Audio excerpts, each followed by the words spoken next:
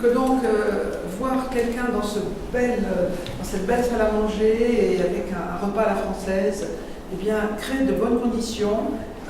C'est un peu différent de voir quelqu'un dans un bureau avec des meubles quelconques, et nous croyons beaucoup à disons, cet accompagnement par des immeubles patrimoniaux, par l'art de vivre, qui permet de créer les conditions d'une relation épanouie et riche.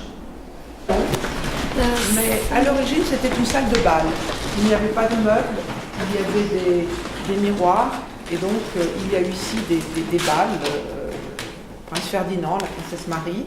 Maintenant, c'est une salle, je dirais, un peu polyvalente, puisque soit on l'utilise avec des meubles, soit on peut retirer les meubles, organiser des séminaires, des conférences, jusqu'à 150 personnes peuvent tenir ici, des remises de décoration.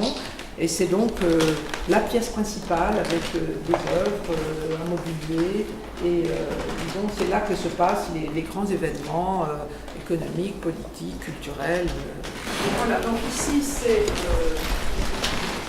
vous avez le salon de jardin, le salon de musique. Autrefois, ces salons étaient séparés, il y avait un mur, mais le tremblement de terre de 1940 a fait s'effondrer le mur, et depuis on l'a remplacé par des colonnes de stuc, ce qui fait que maintenant les deux salons communiquent. Et maintenant, nous avons donc une continuité, et nous pouvons organiser des concerts ici avec le public.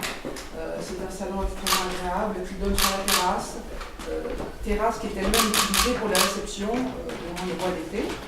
Donc, dans ce petit passage conduit à la salle à manger, donc vous avez ici l'administration de ce que je vous disais tout à l'heure, une œuvre de Nicolas Iodorescu, le char à foin, qui est une œuvre majeure et qui est un témoignage de la culture romaine dans l'ambassade de France. Voilà. Oui, c'est sûr que ces assiettes et ces murs ont vu beaucoup de choses et ont entendu beaucoup de choses. Et je dirais qu'ici, se sont déroulés des événements qui ont influé sur la relation franco-romaine et qui ont permis des avancées, des projets, des créations. Peut-être un mot personnel, mais qui traduit aussi notre vision. Nous pensons que les relations entre deux pays, pour se passer harmonieusement et de manière positive, doivent bénéficier d'un cadre. Un cadre d'une décoration, d'une atmosphère, et qu'un très beau cadre et une façon de recevoir, disons, élégante et raffinée, crée les conditions pour de meilleures relations. Credem că avem nevoie, pentru a avea într-adevăr relații bune, avem nevoie de un cadru care să fie cât mai elegant, cât mai frumos, cât mai agreabil, cât mai bine pus la punct.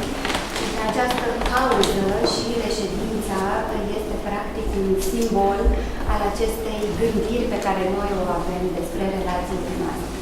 Et la vision française, c'est que le contexte, le cadre influe sur le résultat des discussions, sur la bonne disposition, sur l'humeur des négociateurs, et qu'en offrant un cadre agréable, raffiné et respectueux de l'autorité que nous recevons, nous créons les conditions pour une diplomatie réussie et productive.